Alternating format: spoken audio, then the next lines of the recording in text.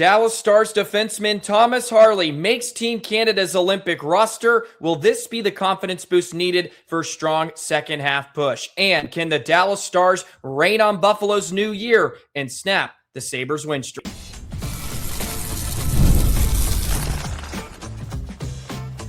You're Locked On Stars, your daily podcast on the Dallas Stars.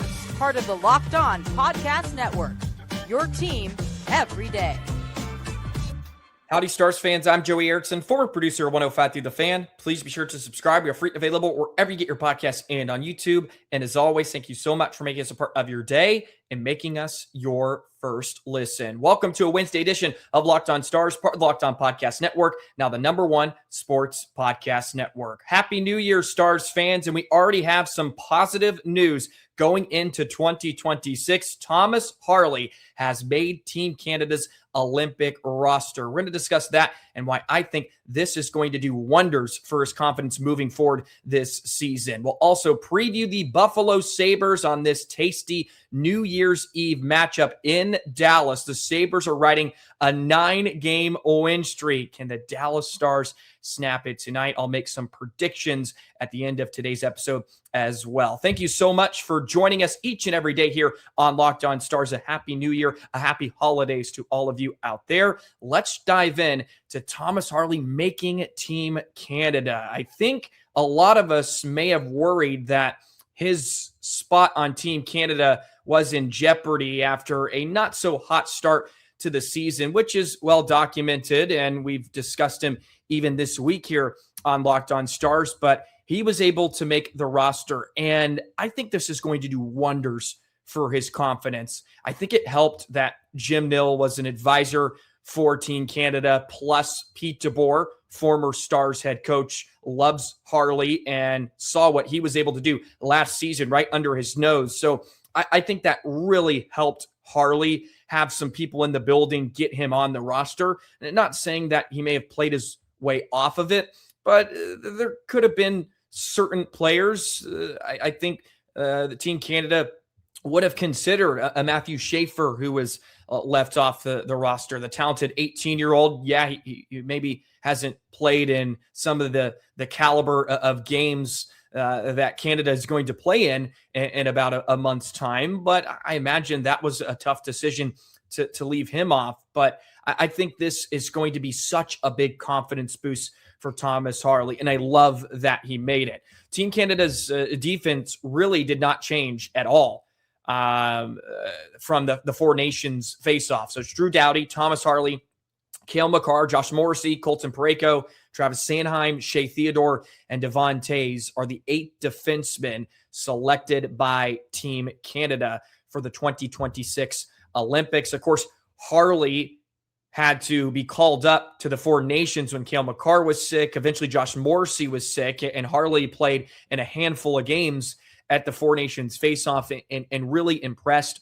And I think it will also help him playing in some of these games because they're going to be so fast-paced. He's not going to have time to think and have all the time in the world to make mistakes either. Him being hurried may be a good thing because the pace is going to be incredible. It really is all-star teams that you're going to see in the Olympics for the most part. If USA plays Canada or Canada plays Sweden or Finland, you name it, there's a lot of great countries out there that have talented hockey players, and you're going to be playing against the best of them. And I think that's really going to help Harley's game. Also, he has about a month to iron out some of his mistakes and maybe some of his problems that he's had over the recent couple of weeks. And this being announced now maybe takes a lot of pressure off of him to not have to do too much. Don't worry about trying to do too much. You're on the roster now, you know that, and he can just kind of go about his business. I think we'd be a bit silly to think Harley didn't have this in the back of his mind. He wasn't playing great. He got hurt. He's come out of the injury, not playing his best, and there may have been some worry there and some anxiety about potentially not making Team Canada. And I know he was on the outside of the bubble and the Four Nations, but he called up, impressed, and I think a lot of us figure coming into the season, he was a lock. And fortunately, Team Canada was able to ride with him. Again, I think it's massive that you have a guy like Jim Nill, Pete DeBoer in the building just to advocate for him. And unfortunately, I don't think that's going to be the case for Jason Robertson as we near Team USA's roster selection. It doesn't sound very good for Robo, unfortunately. And I may have to put out another video about it, although I don't really want to, but it's a giant mistake. But this is Harley, and it's positive. A great positive report from Canada. Bringing in Thomas Harley, can't wait. Wyatt Johnston didn't make the cut.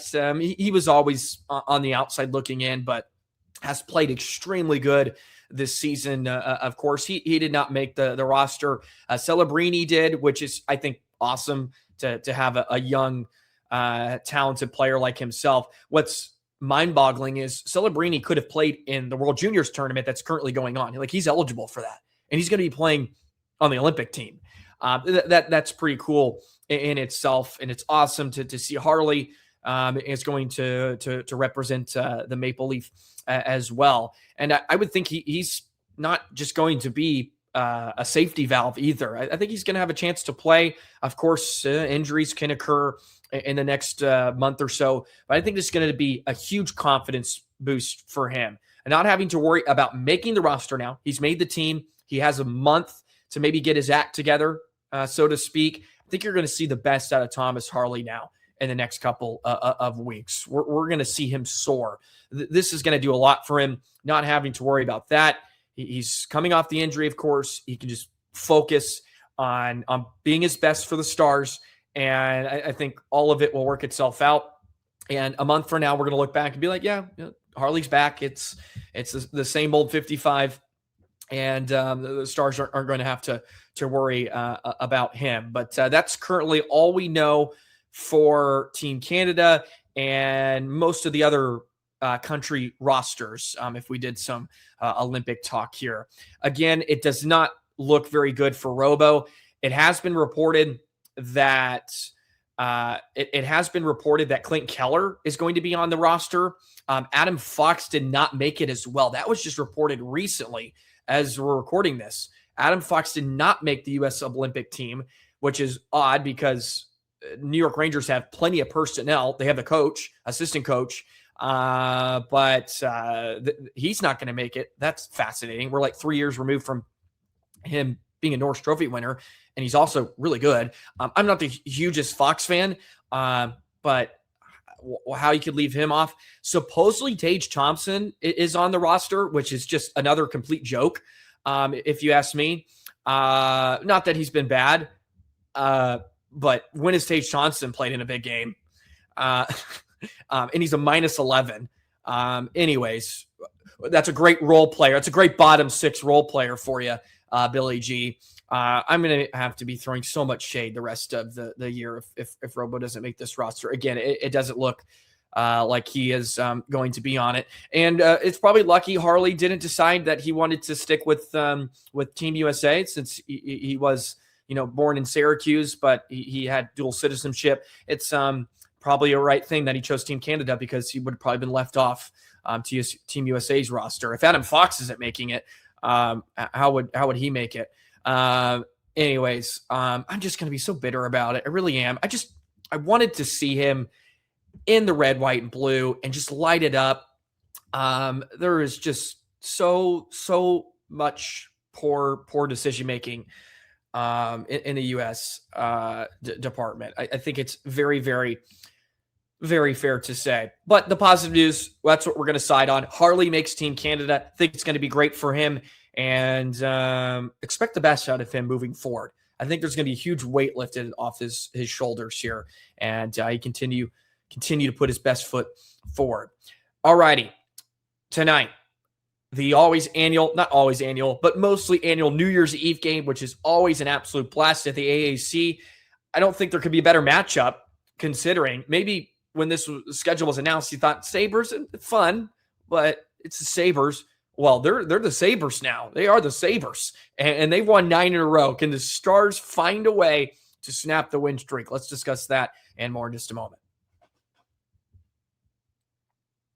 Today's episode of Locked On Stars is brought to you by our friends at FanDuel. Fridays already feel different during basketball season, and FanDuel is making them even better. Every Friday night before the game tips off, FanDuel gives fans a new way to kick off the weekend with NBA Happy Hour. NBA Happy Hour is your official pregame, a limited time window where special offers drop right inside the FanDuel app before the action starts. Fridays from 6 to 7:30 Eastern have become appointment viewing with NBA Happy Hour. Opening the FanDuel app during Happy Hour always brings something new, boosts, bonuses, and surprises. It's easy to check the weekly special before tip-off and make a move before the window closes. The timing is perfect, right before the games, right before the weekend starts. It just adds a little extra energy to your Friday night when you're watching basketball. So don't overthink it. Have some fun before tip-off. Check the FanDuel app and see what's dropping during NBA Happy Hour. Every Friday, once again, from 6 to 7:30 p.m. Eastern, a little basketball, a little action, and a whole lot of Friday energy. That's NBA Happy Hour, only on FanDuel, the official sportsbook partner of the NBA.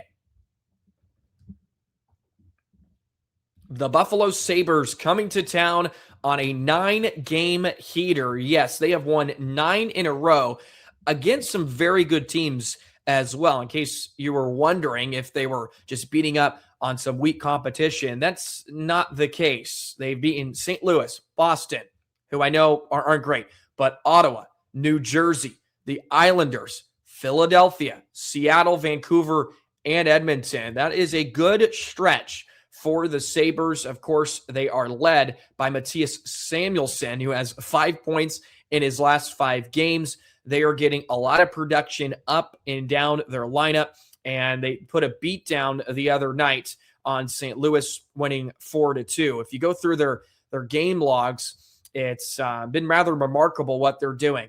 4-2, 4-1, 3-2, 3-1, playing a lot of close games, 3-1, 3-2. So they're not blowing anybody out, but they have been very clutch. This all started with an overtime win against Edmonton, and since then, they haven't looked back, and it's been a mix on the road and at home. So it's not like they've just had this long homestand where they are beating up on teams. This will be game 2 of a 3-game trip for them.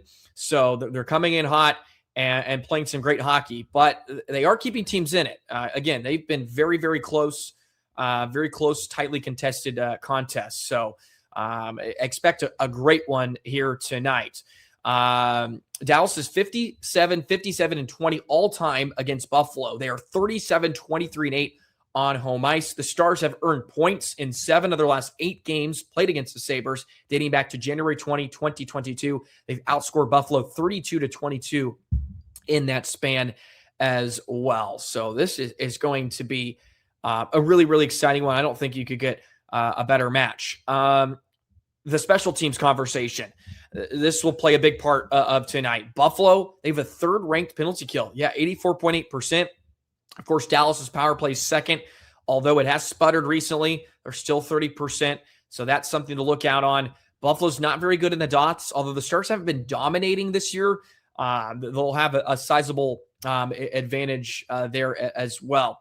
This is an interesting note on sort of the game preview. Buffalo ranks 3rd in the NHL in goals scored by tip. So they have 16 goals via the tip this season. So I think that means a few things. They're getting to the net. They're getting in front of goaltenders. And of course, they're making contact with the puck on its way through. So it'll be very important that the Stars keep Buffalo away from the top of the net. Let Ottinger see the puck and make sure you clear out in front. That way Ottinger can see the puck, right? Keep it clear in front of him. If he sees it, more than likely he's going to stop it. They have a couple of great players up front. Tage Thompson, the aforementioned Tage Thompson, 18 goals, 34 points this season. Alex Tuck, hopefully a future Dallas Star, having a good year. They have a lot of young talent. Look, like Buffalo has had all these pieces. It just seems to never come together. Over the last 2 weeks, it's starting to pay their dividends. Alex Lyon has kind of been their guy too. Alex Lyon has been their guy. I thought I read something that he got hurt. He did. There was a lower body injury. He suffered in that game against St. Louis. which I think is great because that means Razor is going to get to say Uka Pekka Luukkonen all night. So expect to see Uka Pekka Luukkonen in between the pipes. He's 6-5-1, a 2.58 goals against average, and 897 save percentage. So Buffalo will not be trotting out their horse tonight. UPL, who was kind of the pseudo number one the last couple seasons, has not had as great stuff this year overall. But lately, he's won 3 of his last 5. He stopped 22 of 23 against Boston, and then he stopped 26 of 27 against New Jersey. So when everything's going right, everything is going right. And that is the case for the Sabres here this evening. I'm just expecting a really, really exciting matchup. Some interesting numbers to kind of throw your way still. Rantanen is on a 4-game point streak against the Sabres. He has 8 points during that span. Rantanen has registered 23 points in 16 career games against Buffalo. I think that's pretty impressive just because he doesn't see Buffalo a ton. But when he does, he's been electric. His 1.44 points per game against the Sabres ranks tied for 6th in the league among active skaters who have played Buffalo at least 5 times in their career. Thomas Harley, this is another great thing. 3-game point streak against the Sabres. He's got 5 points during that span.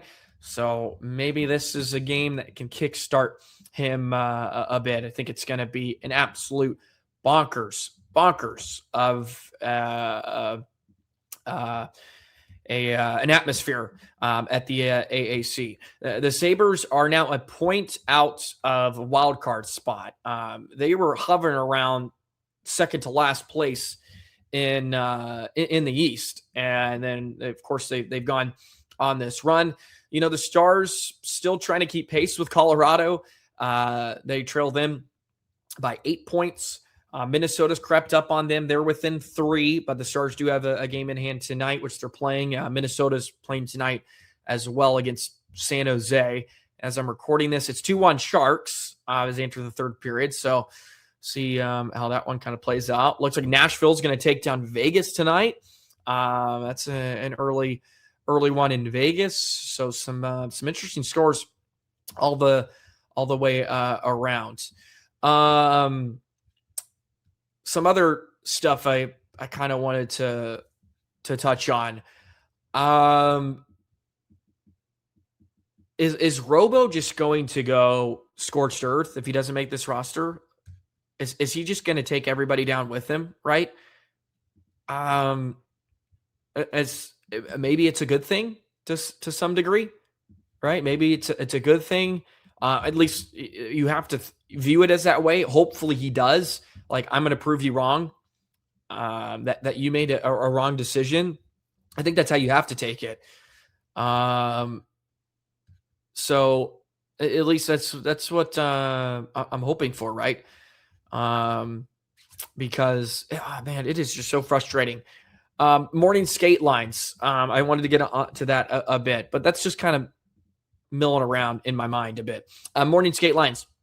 Steele was a Johnson Rantanen this morning. Robertson was Henson Bork, Ritskovian, Duchesne, and Ben, and then your fourth line was Beck, Foxa, and Blackwell. Lindell, Heiskanen, Harley, Lundqvist, Labushkin, Petrovic was the pairings. DeSmith is starting tonight.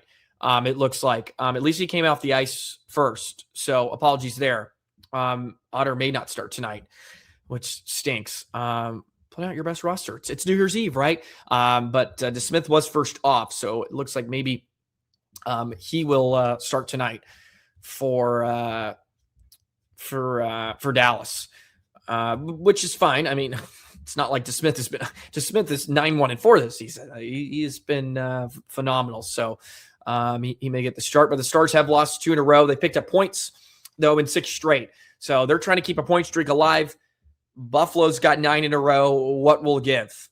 I'm going to get into my predictions for tonight, which is going to be a tight, phenomenal hockey game. I'll share my prediction in just a moment. Hey, Locked On Stars fans, thank you for making Locked On Stars your first listen of the day. And thank you for making Locked On the #1 sports podcast network. If you haven't already, please go check out the new Everydayer Club. It's in the description below. You have access to an ad-free audio feed for Locked On Stars, compatible with Apple Podcasts, Spotify, and every other major podcast app. An invite to a members-only Locked On Everydayer Club Discord server, which includes a group chat just for listeners of this show. And you can find the URL in the show notes to learn more. So be sure to join the Everydayer Club here on Locked On Stars. My predictions for the Stars versus Sabres tonight. I think this game goes to overtime. That is the inclination I have. Stars are going to get a win. That's what they do on New Year's Eve for the most part. They do not disappoint their fans, and they have to end 2025 on a high note, and it's going to be a high-scoring, fun contest all the way till the end. 5-4, Stars get the victory. That's where I'm leaning. 5-4 over the Sabres. Sabres win streak snapped, although they pick up a point. Your game-winning goal in overtime will be Jason Robertson. The script writes itself on the eve. He does not get selected by Team USA, which is not official yet, but I think we all know where this is heading. He scores the overtime winner for Dallas. He has a big night. He's got 3 points. He got a couple goals, including the overtime winner. I'm going with that one. DeSmith, he's going to face, I think he's going to face 33 shots. So he's going to make 29 saves. I'm going to be as specific as possible. DeSmith, of course, picks up the win, and the Stars in 2025 on a high note. What a year it has! What a year it's been. I always like doing sort of a year in review.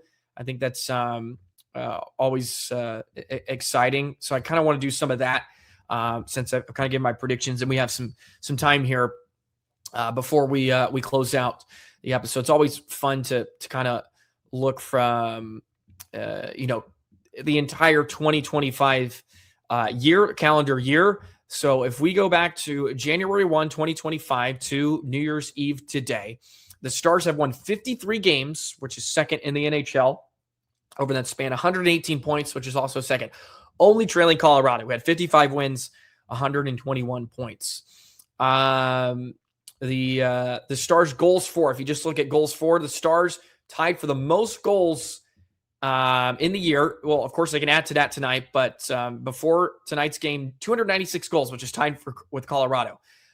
Goals against, if you look at total, they're a bit farther down, 26. They've been up 233, which is not bad. It's actually, about eighth? They're seventh. They're seventh. The line 238. So not bad at all. For 2025, of course, an electric Game 7 against Colorado, which was phenomenal. They took down the President's Trophies winners in the second round. Unfortunately, a really abysmal Western Conference final once again. But what's new over the last couple of years? Let's look at some individual statistics for Dallas. So Jason Robertson led the way, 97 points in 85 total games during 2025. Behind him, believe it or not, Wyatt Johnston had 91 points. Then you had Rope at 76, and then Mikko Rantanen at 72. So Robo led the way there. Robo's top 10 just in the league in 2025. Again, more ammunition for him. He led the Stars in scoring with 49 goals. In the goal department. Johnson's right behind him, 44. This is actually really impressive to see these numbers, how close White is even to Robo in 2025. Rantanen and Hintz had 52 assists. So not bad there. Esa Lindell, a plus 42 in 83 games. Lindell's a plus 42. Not bad, to say the least. Power play points. Wyatt Johnston, 41. Yeah, of course, a large chunk of that have come this season. But 41 power play points for him. Man, what a player we have on our hands. What a find he was in his draft. So Wyatt Johnston's putting up some incredible numbers. But that is fascinating stuff just to kind of see where, Wyatt was, if you look at just the point totals in 2025, Wyatt was 12th in the NHL. He's with Artemi Panarin, Sidney Crosby, Kyle Connor, Celebrini even. He's like in those numbers. That's some impressive stuff. Robo and Johnston are in there. Mikko's down there at 17 with Marty Necas, believe it or not. The two that sort of got traded for one another, not really, but y'all get the point. So that's I'm curious if you looked at power play goal. Johnson has the most, 23, and of course he's got 14 this year. So he leads the NHL there. He was third in just overall power play points, and that is so impressive too. Again, I've stated it multiple times, but it's impressive because last season he didn't get a ton of time. He wasn't like on the top unit, so a large chunk of that has just been recently. Esselin Lindell was 6th total in the NHL with plus minus at plus 42. So not bad stuff there for Lindell, who continues to kind of find himself in the mix. So I wanted to share some of those numbers with you. Let's do goaltenders before we kind of wrap it up. Appreciate you kind of hanging along with us, but I find these fascinating just to kind of put the year in perspective. So Jake, 35 wins, which is second in the NHL during that span. So he was second there. He was about, what was he? His save percentage numbers. You have to do some qualifiers because I don't think it's fair. Let's say you had to play at least 35 games, we'll put there to be. So if you played at least 35 games and you looked at the save percentage numbers, Jake was 12th at 909. His goals against were 14, 2.65. So just kind of hovering outside the top 10, which is sort of where he's been, right? kind of feels apropos for Jake. But more importantly, he's got a lot of wins. He does pick up quite a few of those. He's actually faced the 4th most amount of shots against in the NHL over that span in 2025. Swayman, Wolf, and Sturkin only faced more. So that's rather interesting stuff. He did give up 148 goals, which is, about middle of the pack. Again, it's kind of hard with qualifiers and stuff since some goaltenders played a lot less. But there are some numbers for you for the year 2025 for Dallas. 5-4. Stars get it done. Sabres win streak over. Stars own them. It's going to continue tonight on New Year's Eve. I hope everybody has a wonderful, wonderful holiday. Please be safe. Get home safe. Take the public transportation if possible. Take your Ubers. No reason to get in the car tonight if you're going to have a few pops. Enjoy the night, of course, and enjoy New Year's Day as well. Thank you, as always, for love and support. Please check out the Everydayer Club in the show subscription. Like, comment, subscribe, do all that fun stuff. Enjoy the game tonight. We'll be back tomorrow to discuss it all, and we'll see you tomorrow. So long, Stars fans.